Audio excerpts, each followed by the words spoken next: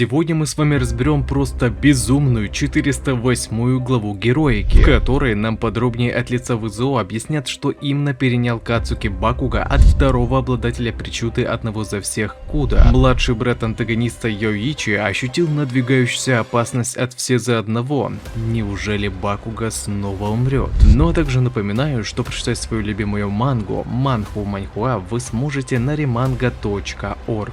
Здорово, ребятки и анимешники, у микрофона Зик. А вот ребята, которые оставили свой коммент под прошлым роликом. Ну а мы начинаем.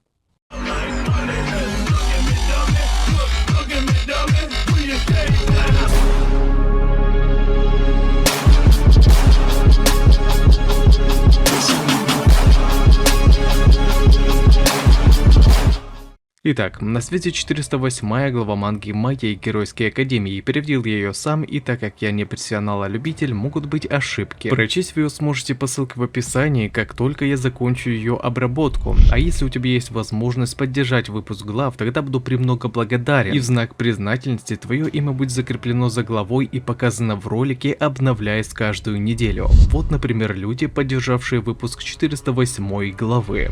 Повествование начинается сразу же с момента уничтожения антагонистом своего младшего брата, где благодаря рассказчику мы понимаем, что с момента побега Йоичи от все за одного прошло около 2 месяцев. Но как видим, ВЗО все же добрался к нему, и даже Куда, на тот момент уже второй обладатель причуды одного за всех, не смог спасти человека, протянувшего ему руку помощи. Произошла эта казнь прямо на глазах у второго и его напарника Брюса, который впоследствии стал третьим обладателем причуды одного за всех. Вот теперь мы наконец-то узнали его имя. Но прежде чем разойтись, антагонист и Куда пересеклись взглядами, и во взгляде второго из-за слез отзеркалился облик ВЗО, олицетворяя теперь его нынешние стремления, а именно уничтожить того, кто убил Йоичи. Сам же все за одного обладал пустым взглядом, который у него был с самого рождения, в общем показывая его взгляд на мир и всех, кто его окружал. К тому же эти самые пустые глаза отсылают нас к названию этой главы – «Безжалостный взгляд». Однако спустя некоторое время, держа в руках руку своего младшего брата, ВЗО все еще не переставал думать о нем, ведь Йоичи был первым, что ему якобы подарили. Но также в этот момент он осознал, что способность, которую все за одного дал младшему брату, исчезла. Благодаря своим способностям и тому, что антагонист еще в утробе матери забрал себе причуду Йоичи, он ясно понимал, что в момент убийства у него не было переданной способности. После чего все за одного пришел к заключению, что тот человек Куда, протянувший ему руку помощи, и забрал себе причуду Йоичи, а значит его младший брат все еще существует и находится он на тот момент внутри сознания Куда. То же самое подтвердил и сам второй обладатель, поскольку еще после смерти Йоичи он заметил, что что-то было неладное с его телом, а проведение исследования только подтвердило его домыслы, поскольку помимо его собственной способности у него был обнаружен второй слабый фактор причуды, говоря, что Йоичи словно передал свою волю к борьбе с несправедливостью, которым оказался его собственный старший брат. Далее нам как раз таки показывают монолог самого Йоичи, как бы с его раздвоенными мыслями. Первое — это после вызволения, где он жалел о том, что не смог остановить собственного брата и его искаженном мировоззрении, поскольку для ВЗО все люди представляли не самодостаточных личностей, а просто очередные игрушки. А во время заточения Йоичи был даже благосклонен к ВЗО, говоря, что раз уж он сохранил ему жизнь, то в таком случае у него бы наверняка вышло побыть немного добрее и к остальным людям, ибо первый владелец одного за всех искренне верил, что причуда его старшего брата, дающая и отнимающая, при благом применении могла бы стать самой доброй силой во всем мире. Но как видим, этого не случилось, поскольку последующие десятилетия все за одного только и делал, что уничтожал неприглядных ему людей, в особенности всех, кто был связан с его младшим братом, Куда, шрам которого появился после смерти от рук антагониста, Брюса, Хикаге, Дайгора, Эн и Наны Шимуры. Однако за все время этого преследования антагонисту так и не удалось вернуть себе Йоичи, который постоянно будто просачивался сквозь пальцы. А в битве против Тошинори, 8-го обладателя одного за всех, он в конечном итоге потерпел поражение. Но благодаря доктору, вытащившего его из морга, антагонист был спасен. И переносясь уже в настоящее время, ВЗО понимает, что вся эта череда неудач началась именно из-за Куда, который посмел отнять отнять у него младшего брата, его первого имущества, подаренное этим миром. Но более раздражающим фактором было то, что Бакуга был чем-то связан с Куда. Все за одного сразу отмел возможность кровного родства этого парня и второго, ибо антагонист уничтожил не только всех его родных, но и даже тех, кто был хоть как-то с ним связан. Вот только вновь взглянув на Кацуки, он понял, что это была за связь. Все дело было в глазах, это был тот же взгляд, что и у Куда, будто Бакуга унаследовал то же стремление, подобно тому, что было и у второго, которое, преодолевая пространство и время, все еще намеревается остановить и помешать ему. И ВЗО больше не мог позволить себе дольше тратить времени на сражение с Бакуга, поскольку после его последней атаки антагонист еще немного помолодел. А учитывая то, что ранее Томура уже подавил его волю, тогда даже если он сумеет к нему добраться, сражение с его новым сосудом будет неизбежно. А значит, ему нужно сохранить как можно больше энергии для этого. И тут нам внезапно показывают ошеломленного Йоичи, который, почувствовав гнев своего брата, говорит, что сейчас вот-вот что-то произойдет. После чего мы видим, как ВЗО концентрируется одновременно на всех своих причудах, накапливая невероятную мощь для того, чтобы уничтожить одним махом и Бакуга, и обезоружить Шигараки, обеспечивая себе идеальные условия передачи своей души, чтобы завладеть его телом. Всемогущий был поражен этой накапливающейся мощи и умолял Бакуга уклониться от этой атаки противника. Но Кацуки уверял, что таким образом этому придурку не удастся его победить.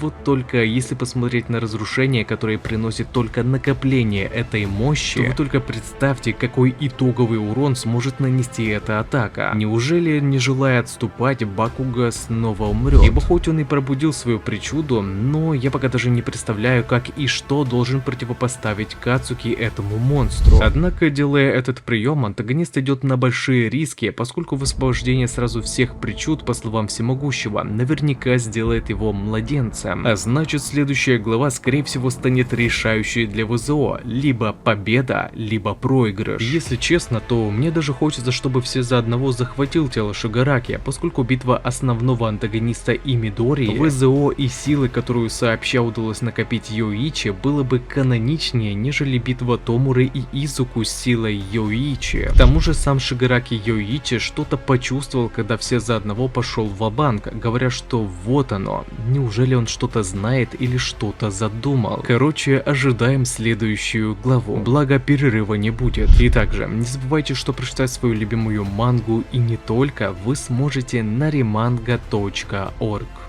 А на этом ролик подходит к концу. Пишите в комментариях, что вам понравилось, а что не понравилось, и несколько комментариев попадут в следующие ролики. Если тебе понравился ролик, тогда лайк и подписка для меня будет лучшей благодарностью. А также не забываем про колокольчик, ведь в последнее время не всем приходит уведомления. Всем спасибо за ваш просмотр, мирного неба вам над головой и всем пока-пока.